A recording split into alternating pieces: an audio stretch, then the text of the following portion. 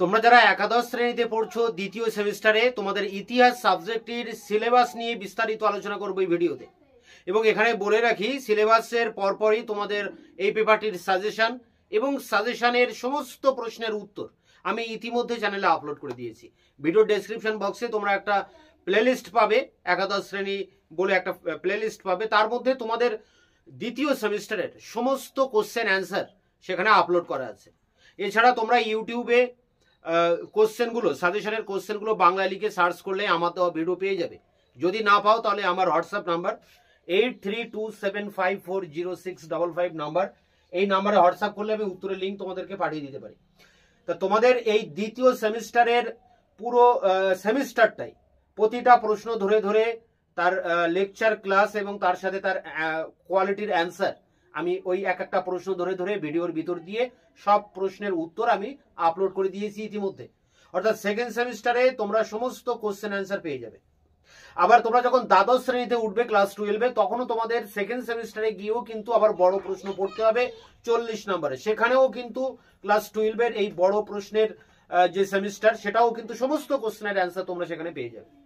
অর্থাৎ একটা করে সেমিস্টার যেখানে তোমাদের বড় প্রশ্ন লিখতে হবে, যেখানে কিছু বলার আছে, বোঝার আছে, সেই জায়গার পুরো পড়াটাই তোমরা কিন্তু আমার এই চ্যানেল থেকে পাবে।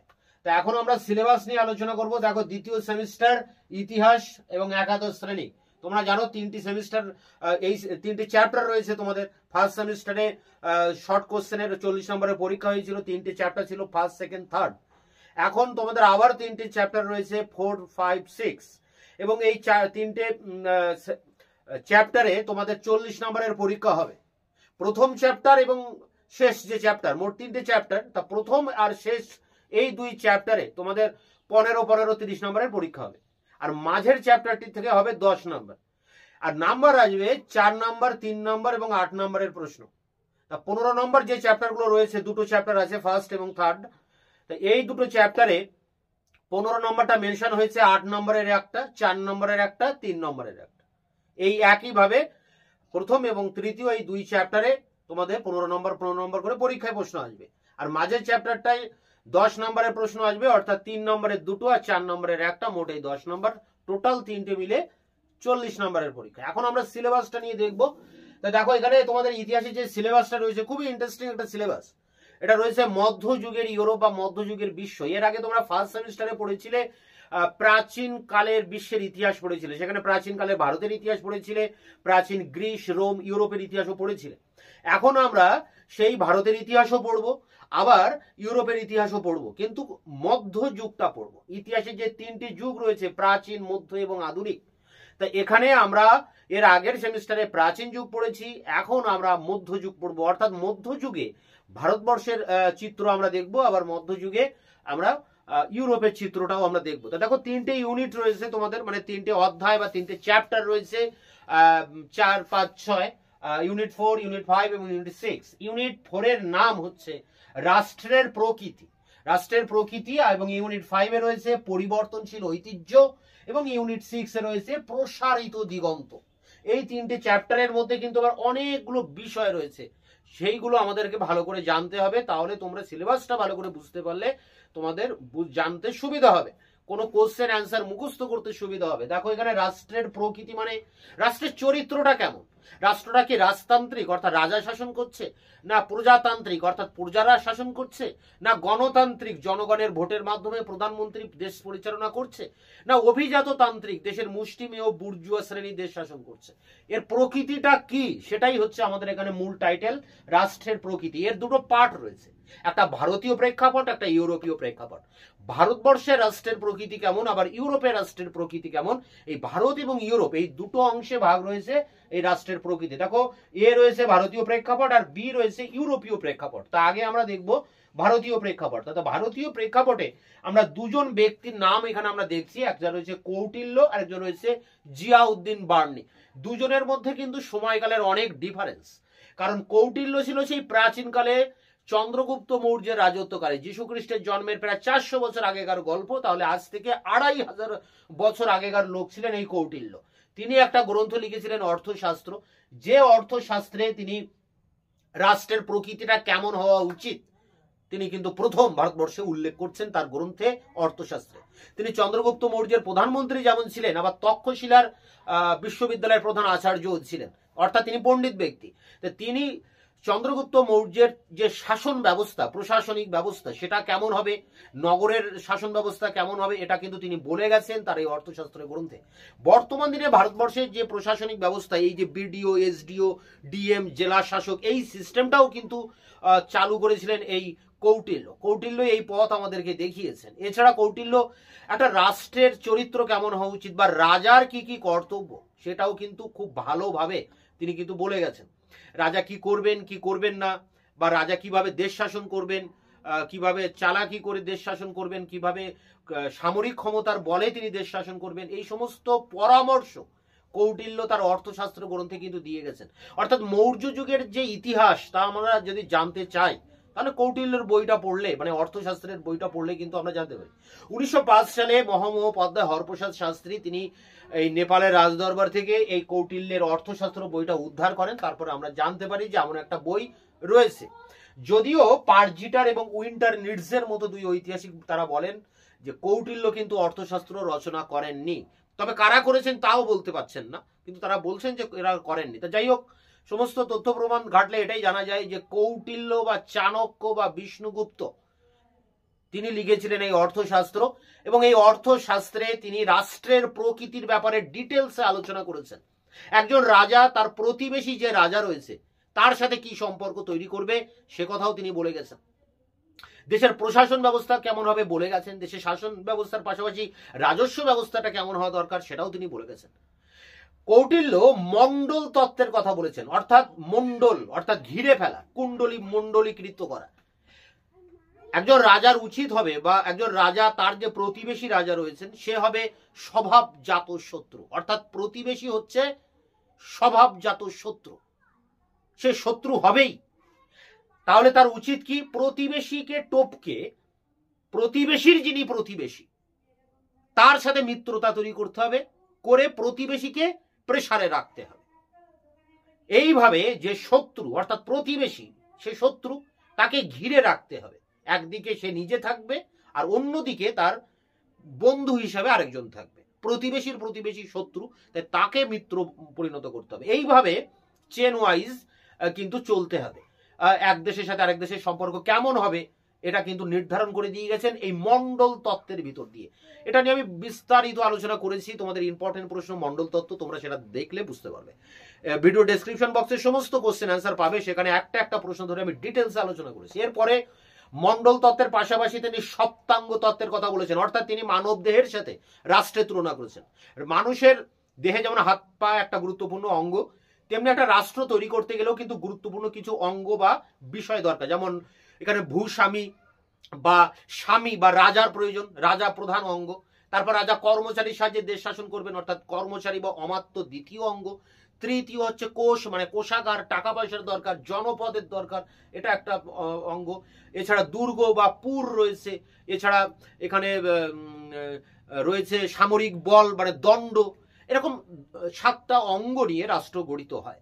তাই এই কৌটিল্য তার অর্থশাস্ত্রের গ্রন্থে রাষ্ট্রের প্রকৃতি নিয়ে কি আলোচনা করেছেন কিন্তু অনেকটাই পড়তে হবে।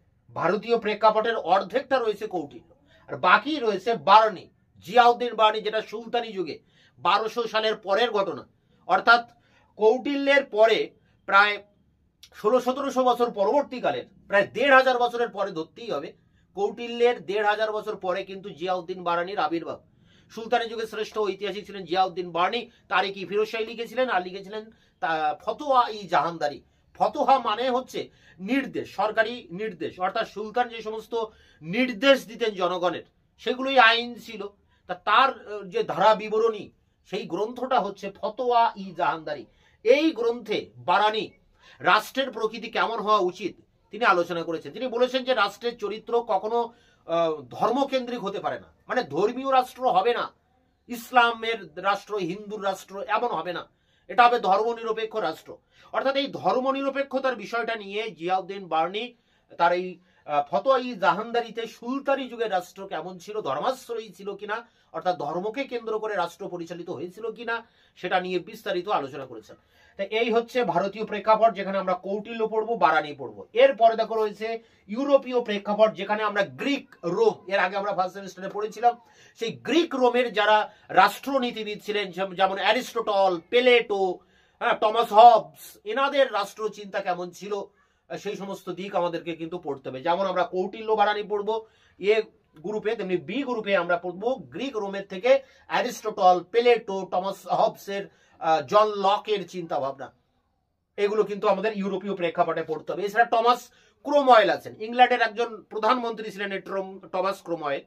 তিনি ইংল্যান্ডের যে রাজা, অ্যাকচুয়ালি ইংল্যান্ড এমন একটা জায়গা যেখানে একদিকে রাজা ছিলেন, আবার অন্যদিকে প্রধানমন্ত্রীও ছিলেন।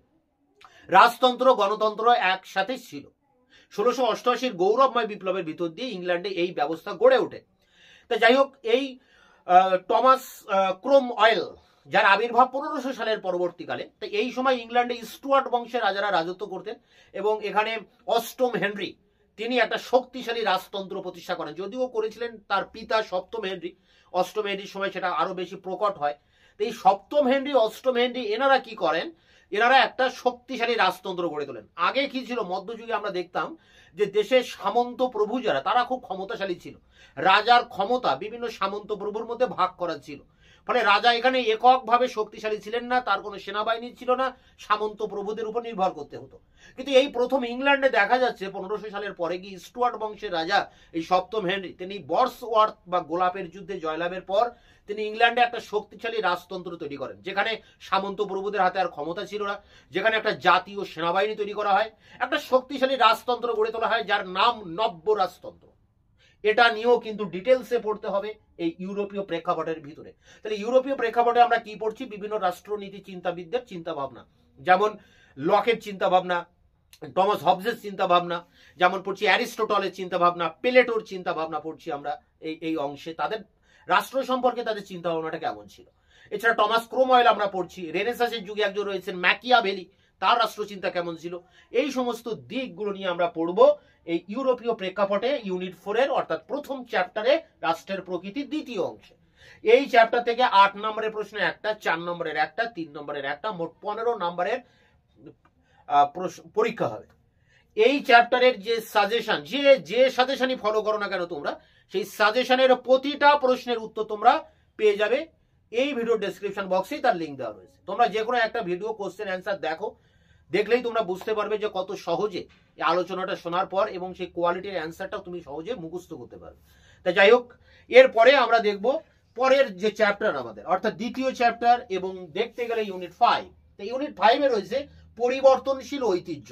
যে ঐতিহ্য দীর্ঘদিন ধরে চলে আসছে, প্রাচীনকালে যে ইতিহাসের যে ধারা চলে আসছে, যে সংস্কৃতির ধারা, সাহিত্য সংস্কৃতির যে ধারাটা চলে আসছে, সেটাতে পরিবর্তন আসছে, তাতে চেঞ্জ আসছে, মানুষের অগ্রগতি হচ্ছে, মানুষের চিন্তা ভাবনা বুদ্ধির অগ্রগতি ঘটছে। এই যুগটাকে বলা হচ্ছে পরিবর্তনশীল ঐতিহ্য।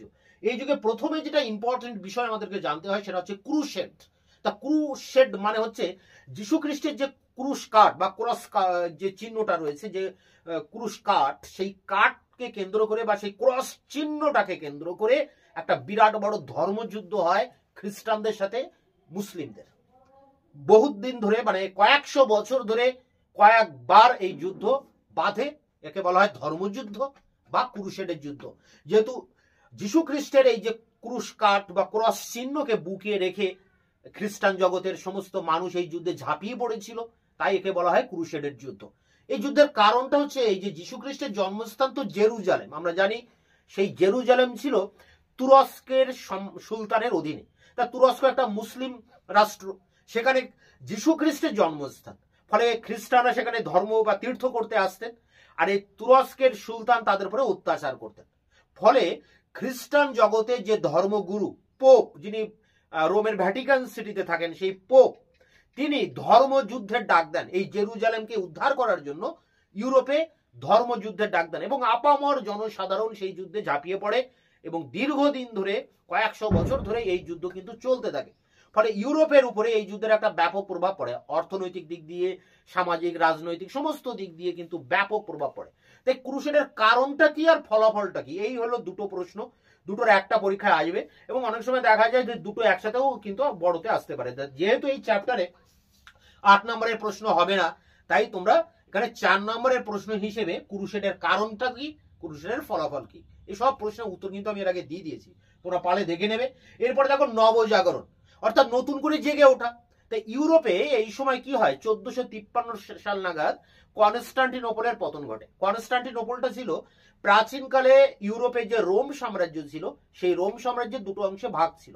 একটা ছিল পশ্চিম রোম সাম্রাজ্য, যার রাজধানী ছিল রোম, আর এটা ছিল পূর্ব রোম সাম্রাজ্য, যার রাজধানী ছিল বাইজান্টাইন। এখন প্রায় 500 খ্রিস্টাব্দের 547 খ্রিস্টাব্দ নাগাদ এই পশ্চিম রোম সাম্রাজ্য পতন হয়, অর্থাৎ সেই রোমের পতন হয়।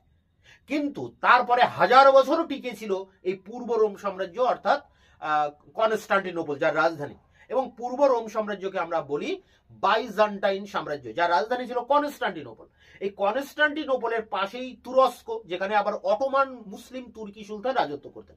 তাই তিনি আক্রমণ করেন এই কনস্টান্টিনোপল এবং পূর্ব রোম সাম্রাজ্যের রাজধানী কনস্টান্টিনোপল দখল করে নেন। ফলে কি হয়, পূর্ব রোম সাম্রাজ্যের পতন হয়। এখন এই পূর্ব রোম সাম্রাজ্যের রাজধানী কনস্টান্টিনোপলে যে সমস্ত গ্রিক রোমান পণ্ডিতরা ছিলেন, তারা প্রাণ ভয়ে তাদের পুঁথিপত্র বগল দাবা করে নিয়ে তারা ইতালি বা ইউরোপে চলে আসে। এবং ইউরোপের সেই সময় দুটো বাণিজ্যিক নগর ছিল, ইতালির ভেনিস এবং ফ্লোরেন্স। এবং সেখানকার বণিকরা ছিল খুব শক্তিশালী, তাদের হাতে প্রচুর অর্থ ছিল। তারা সমাজে সম্মান পাওয়ার জন্য এই সমস্ত এই গ্রিক এবং রোমান পণ্ডিতদের তারা আশ্রয় দেন, তাদের পৃষ্ঠপোষকতা করেন, টাকা পয়সা দিয়ে সাহায্য করেন। ফলে এই গ্রিক রোমান এই সমস্ত পণ্ডিতরা এই বণিকদের অর্থানুকূল্যে তারা কিন্তু স্বাধীনভাবে তাদের চিন্তা ভাবনা, তাদের সাহিত্যকর্ম, ইতিহাস, শিল্প সংস্কৃতির যে বিকাশ, তারা তাদের নতুন করে ভাবনা চিন্তার যে অবকাশ সেটা তারা পেয়েছিলেন এবং একটা নতুন একটা আবহাওয়া পরিমণ্ডল তৈরি করেছিলেন বুদ্ধি বা বিজ্ঞানের। মানুষের চিন্তা ভাবনায় একটা নতুন করে জাগরণ দেখা দেয়, ভাব জগতে একটা পরিবর্তন আসে, যুক্তি তর্ক দিয়ে সবকিছু বিচার করা, বিশ্লেষণ করা শুরু হয়, অর্থাৎ নতুন করে জেগে ওঠা শুরু হয়, যাকে আমরা বলছি নবজাগরণ বা রেনেসাস। এটা ইতালিতে প্রথম হচ্ছে, বিশেষ করে এই ফ্লোরেন্স আর ভেনিসে হচ্ছে এবং পরবর্তীকালেও আরো অন্যান্য জায়গায় ছড়িয়ে পড়ছে। সারা পৃথিবী ব্যাপী এই নবজাগরণ কিন্তু ছড়িয়ে পড়ছে এবং এই নবজাগরণের সূত্র ধরে দেখা দিচ্ছে ধর্ম সংস্কার। ধর্ম সংস্কার বলতে সেই সময় যে খ্রিস্টান ধর্ম ছিল ইউরোপে, সেই খ্রিস্টান ধর্মের মধ্যে নানা রকম দুর্নীতি প্রবেশ করে। ফলে মার্টিন লুথার বলে একজন ব্যক্তি, জার্মানির এক ধর্ম শিক্ষার অধ্যাপক, তিনি এর বিরুদ্ধে, এই প্রচলিত ক্যাথলিক খ্রিস্টান ধর্মের বিরুদ্ধে 95টি দাবি তিনি লিখে, একটা কাগজে লিখে, উইটেমবার্গের যে গির্জা ছিল জার্মানিতে, তার দরজার পাশে, মানে প্রবেশদ্বারের পাশে তিনি সেটা সেটে দেন পোস্টারের মতো।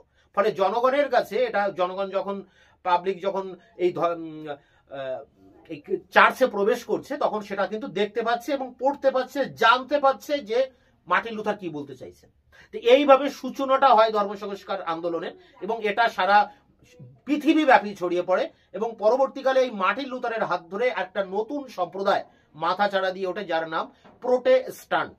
বর্তমানে খ্রিস্টান জগৎ এই দুই ভাগে ভাগ, একটা ছিল পুরনো রক্ষণশীল পোপ কেন্দ্রিক ক্যাথলিক ধর্ম, আরেকটি পরবর্তীকালে মার্টিন লুথারের ধর্ম সংস্কারের ভিতর দিয়ে এক নতুন মতবাদ গড়ে উঠছে, তার নাম প্রোটেস্ট্যান্ট মতবাদ। এখানে এই ধর্ম সংস্কার আন্দোলনের কারণ ফলাফল কি, মার্টিন লুথারের অবদান কি, মার্টিন লুথারের কিছু অনুগামী ছিল, খুবই বিশ্বস্ত অনুগামী, যারা জুইংলি, ক্যালভিন, ইরাসমাস, এই সমস্ত ব্যক্তিদের সম্পর্কেও আমাদেরকে পড়তে হবে। তাই এই ছিল এইখানকার বিষয়, মানে এই ইউনিট 5 এর মূল বিষয় ক্রুসেড, নবজাগরণ এবং ধর্ম সংস্কার আন্দোলন। পাশাপাশি ইউরোপে যখন আমরা ধর্ম সংস্কার আন্দোলন পড়ছি, তখন ভারতবর্ষে যে সুফি মতবাদ, যেটা সুলতানি যুগে শুরু হয়, 14টা সিলসিলা, সুফি সিলসিলার মধ্যে চিস্তি, সুরাবর্দী, নকশবন্দি, কাদিরি, সাত্তারি, মাদারি, এই যে একাধিক সিলসিলা, এদের কার্যকলাপটা কেমন। আবার ভক্তিবাদী যে আন্দোলন সুলতানি যুগেই শুরু হয়, কবির, নানক, চৈতন্যদেব, শঙ্করদেব, রামানন্দ, রামানুজ, মীরাবাই, এনাদের হাত ধরে, নানক, ভক্ত দাদু, এনাদের হাত ধরে ভক্তিবাদী আন্দোলনের শুরু হয় এবং নায়নার ও আলওয়ার নামে দুটো গোষ্ঠীও ছিল এই ভক্তিবাদী আন্দোলনের মধ্যে, একটা ছিল শৈবপন্থী নায়নার, একটা ছিল বৈষ্ণবপন্থী আলওয়ার। তো এই সময় অর্থাৎ এই একই টাইমে যে এই মধ্যযুগের শুরুতে ভারতবর্ষে সেই সময় ভক্তিবাদী আন্দোলনের চরিত্রটা কেমন, সুফিবাদী আন্দোলনের চরিত্রটা কেমন, এগুলো কিন্তু আমাদেরকে পাশাপাশি এখানে পড়তে হবে। আবার আমরা যদি চীনের দিকে তাকাই তাহলে দেখবো যে চীনে তাওবাদ বলে একটা মতবাদ মাথাচাড়া দিয়ে ওঠে। তাওবাদ ছিল প্রকৃতির পূজা করা, অর্থাৎ প্রকৃতিকে ভালোবাসতে হবে, প্রকৃতিকে আরাধনা করতে হবে, তার মধ্য দিয়ে আমরা ব্রহ্মত্বে উপনীত হব, আমরা ঈশ্বরকে উপলব্ধি করতে পারবো। তা তাও বলে এই মতবাদ গড়ে ওঠে তাওয়ানে, চীনের তাওয়ান প্রদেশে, এবং এই তাও মতবাদ চীনে কিন্তু ব্যাপকভাবে সারা জায়গায়। যদিও এর আগে, তাওবাদের আগে চীনে কিন্তু কনফুসীয় মতবাদ বলে একটি মতবাদ ছিল। প্রায় 2000 বছর ধরে চীনের মানুষ এই কনফুসীয় মতবাদে বিশ্বাসী ছিল। তা কনফুসীয় মতবাদটা কি, তাওবাদ কি, এগুলো তোমাদেরকে জানতে হবে এই ধর্ম সংস্কারের এই ইউনিটটার ভিতর দিয়ে। তাহলে আমরা ক্রুসেড পড়ছি, ধর্মযুদ্ধ, নবজাগরণ পড়ছি, ইতালির নবজাগরণ, আবার ধর্ম সংস্কার আন্দোলন পড়ছি মার্টিন লুথারের নেতৃত্বে, আবার ভারতবর্ষের সুফি মতবাদ, ভক্তি মত ধর্ম, চীনে তাওবাদ, কনফুসীয় মতবাদ, সব জাপানে যে শিন্টো ধর্ম, সে সব কিছু আমরা এর মধ্যে পড়বো এই ইউনিট 5 এর মধ্যে। 10 নম্বর এখান থেকে আমাদের আসবে, 4 নম্বরের একটা, 3 নম্বরের দুটো। এরপর দেখো ইউনিট 6, প্রসারিত দিগন্ত। দিগন্ত মানে কি, যে জায়গা সূর্য ডুবে যায়, আমরা দূর থেকে মাঠে দেখতে পাই একটা দিগন্ত রেখা, সেটাকে বলছে দিগন্ত। সেটা প্রসারিত হয়ে যাচ্ছে, অর্থাৎ সেই দিগন্ত রেখা আরো সরে যাচ্ছে, মানুষের জ্ঞানের সীমা বেড়ে যাচ্ছে, মানুষ অনেক কিছু আয়ত্ত করতে পারছে এই সময়টা, এই জন্য দিগন্ত অনেকটা বেশি প্রসারিত হচ্ছে। কিভাবে প্রসারিত হচ্ছে দেখো, আধুনিক বিজ্ঞানের অগ্রগতি। তাই আধুনিক বিজ্ঞানের আবির্ভাব ঘটছে, কোপারনিকাস, গ্যালিলিও, কেপলার, নিউটন, এনাদের হাত ধরে বিজ্ঞানের ক্ষেত্রে বিপ্লব ঘটছে, অর্থাৎ আধুনিক বিজ্ঞানের আবির্ভাব ঘটছে। এই যে সায়েন্টিফিক রিভলিউশন, বিজ্ঞান বিপ্লবটা কি, এবং এই সমস্ত ব্যক্তিদের সম্পর্কে ভালো করে ডিটেলসে আমাদেরকে এখানে পড়তে হবে। এছাড়া দেখো রয়েছে সৌরকেন্দ্রিক বিশ্ব ব্রহ্মাণ্ড। এর আগে প্রাচীনকালে টলেমি বলে একজন ব্যক্তি, তিনি ভূগোল লিখেছিলেন, জিওগ্রাফিকা, এই গ্রন্থে তিনি একটা ভুল ব্যাখ্যা দিয়ে এসেছিলেন, এবং অ্যারিস্টটলও পরবর্তীকালে এটাকে সমর্থন করেন। ফলে মানুষের মধ্যে এই ধারণাটাই ছিল যে সারা পৃথিবী বাদে আর সমস্ত গ্রহ নক্ষত্র সব পৃথিবীকে কেন্দ্র করে ঘুরছে, পৃথিবী এক জায়গায় দাঁড়িয়ে আছে এবং আর বাকিরা সব ঘুরে বেড়াচ্ছে, এবং পৃথিবী কেন্দ্রিক এই বিশ্ব ব্রহ্মাণ্ডের ধারণা, এই ভুল ধারণা মানুষের মধ্যে কিন্তু ছিল। কিন্তু এই নবজাগরণের সূত্র ধরে ইতালিতে বিজ্ঞানের ক্ষেত্রে অগ্রগতি হয়, এবং কেপলার, নিউটন, কোপারনিকাস এইসব ব্যক্তিদের আবির্ভাব ঘটে। এখন এখানে কেপলার, কোপারনিকাস এনারা প্রথমে এই সৌরকেন্দ্রিক বিশ্ব ব্রহ্মাণ্ডের ধারণা কিন্তু মানুষের সামনে তুলে ধরেন, যে পৃথিবী নয়, সূর্যই কিন্তু এই মহাবিশ্বের কেন্দ্রে দাঁড়িয়ে আছে, এবং পৃথিবী সহ অন্যান্য গ্রহ নক্ষত্রগুলো পৃথিবীকে কেন্দ্র করে তারা আবর্তিত হচ্ছে, অর্থাৎ সূর্য কেন্দ্রিক বিশ্ব ব্রহ্মাণ্ডের এই ধারণা পৃথিবীতে আবির্ভাব ঘটছে এই সময়ে, এই আধুনিক বিজ্ঞানের হাত ধরে, এই কেপলার, কোপারনিকাসের হাত ধরে। পরবর্তীকালে গ্যালিলিও এই মতবাদকে আরো বেশি জনপ্রিয় করে তুলেছিলেন। যাই হোক, এখানে দেখো প্রযুক্তিগত অগ্রগতি, অর্থাৎ বিজ্ঞান বিপ্লব যেমন ঘটছে, শুধু বিজ্ঞান তো বিভিন্ন দিক রয়েছে, যেমন জ্যোতির্বিজ্ঞান, যেখানে আমরা মহাকাশের এই সমস্ত সৌরকেন্দ্রিক বিশ্ব ব্রহ্মাণ্ডের ধারণা এই যুগে পাচ্ছি। আবার এই বিজ্ঞানের অগ্রগতি প্রযুক্তির ক্ষেত্রেও ঘটছে, অর্থাৎ টেকনোলজির ক্ষেত্রে উন্নতি হচ্ছে, জাহাজ নির্মাণ বিদ্যা উন্নত হচ্ছে, দুর্গ নির্মাণ বিদ্যা উন্নত হচ্ছে, সামরিক কলাকৌশলের উন্নতি হচ্ছে, গোলা বারুদের আবিষ্কার হচ্ছে, কামানের আবিষ্কার হচ্ছে। এরকম একাধিক ক্ষেত্রে আমরা দেখব যে বিজ্ঞানের বা তার যে টেকনোলজি, প্রযুক্তিবিদ্যা, তার কিন্তু ডেভেলপ হচ্ছে, অগ্রগতি হচ্ছে, এবং সারা পৃথিবী মানব সভ্যতার ইতিহাসে একটা ক্রমবিবর্তন হচ্ছে এবং সভ্যতার অগ্রগতির পথে এগিয়ে যাচ্ছে। এই সমস্ত আমরা কিন্তু এই চ্যাপ্টারটায় পড়বো। এবং এখানে রয়েছে মুদ্রণ বিপ্লব, অর্থাৎ প্রিন্টিং রিভলিউশন, ছাপাখানার আবিষ্কার গুটেনবার্গ করেছিলেন জার্মানিতে। যদিও এর আগে চীন দেশে কিন্তু কাঠের ব্লক তৈরি করে এই ধরনের ছাপানোর কাজ শুরু হয়েছিল, কাগজও তৈরি হয় চীনে, কিন্তু ভালোভাবে টাইপ যোগ্য লেখা, পারফেক্ট যে মুদ্রণ, সেটা কিন্তু এই গুটেনবার্গ করেন। এবং এই মুদ্রণ বিপ্লবের ভিতর দিয়ে কি হয়, একটা বিরাট পরিবর্তন আসে, তাই এটাকে বলা হয় প্রিন্টিং রিভলিউশন। এবং এর মধ্যে দিয়ে কি হচ্ছে যে বইপত্র অ্যাভেলেবেল হয়ে যাচ্ছে মানুষের কাছে, মানুষ সহজে বইপত্র পড়তে পারছে এবং নিত্য নতুন জ্ঞান সে আহরণ করতে পারছে এবং মানুষের মধ্যে যুক্তি তর্ক বিজ্ঞানের অগ্রগতি হচ্ছে, সভ্যতার অগ্রগতি হচ্ছে। এই মুদ্রণ বিপ্লব না এলে মার্টিন লুথারের ধর্ম সংস্কার আন্দোলন সফল হতো না, আধুনিক বিজ্ঞানের অগ্রগতি হতো না, আমরা এতটা আধুনিক হতে পারতাম না। সবকিছুর মূলে রয়েছে কিন্তু এই মুদ্রণ বিপ্লব। তো এই সব কিছু পড়তে হবে ইউনিট 6 এ প্রসারিত দিগন্তের এই ভিতরে। এখানে আমরা প্রথমে পড়বো আধুনিক বিজ্ঞান অর্থাৎ বৈজ্ঞানিক বিপ্লব, যেখানে কেপলার, কোপারনিকাস, নিউটন, গ্যালিলিওদের সম্পর্কে পড়তে হবে। সৌরকেন্দ্রিক বিশ্ব ব্রহ্মাণ্ডের ধারণা পড়তে হবে। প্রযুক্তিগত অগ্রগতি, যেমন জাহাজ নির্মাণের ক্ষেত্রে প্রযুক্তি, সামরিক ক্ষেত্রে প্রযুক্তি, যেমন এছাড়া রয়েছে দুর্গ নির্মাণের ক্ষেত্রে অগ্রগতি, মুদ্রণ বিপ্লবের ক্ষেত্রে অগ্রগতি। এই সমস্ত দিকটা আমরা পড়বো ইউনিট 6 এবং এখানে 15 নম্বরের তোমাদের পরীক্ষায় আসবে। একটা 8 নম্বরের প্রশ্ন, একটা 4 এবং একটা 3। এই ইউনিট 6 থেকে 15 এবং ইউনিট 4 থেকে 15, 15, 15, 30, ইউনিট 5 থেকে 10, এই মোট 40 নম্বরের পরীক্ষা। তোমাদের এই দ্বিতীয় সেমিস্টারের প্রতিটা প্রশ্নের উত্তর তোমরা চ্যানেলে পেয়ে যাবে। তোমাদের সাজেশনের কোশ্চেন ইউটিউবে বাংলা লিখে সার্চ করলে আমাদের ভিডিও পাবে। যদি না পাও আমার এই হোয়াটসঅ্যাপ নম্বরে তোমরা কন্ট্যাক্ট করবে, মানে হোয়াটসঅ্যাপ করবে, আমি তার উত্তরের লিঙ্ক তোমাদেরকে পাঠিয়ে দেবো, তোমরা সেই অ্যান্সারটা কালেক্ট করে নেবে এবং সমস্ত প্রশ্নের উত্তর তোমরা এই চ্যানেল থেকে পেয়ে যাবে। এবং এরপরে আমি তোমাদের অন্যান্য যদি সাজেশন অনুযায়ী, এরপর আমি সাজেশন নিয়ে আলোচনা করবো এবং সাজেশন অনুযায়ী যদি 2-1টি প্রশ্ন বাকি থেকে যায় সেগুলোর ভিডিও খুব দ্রুত তোমাদের সামনে নিয়ে আসবো। তা ভিডিওটি ভালো লাগলে অবশ্যই বন্ধুদের কাছে শেয়ার করো এবং তোমরাও চ্যানেলকে সাবস্ক্রাইব করে চ্যানেলের পাশে থেকো।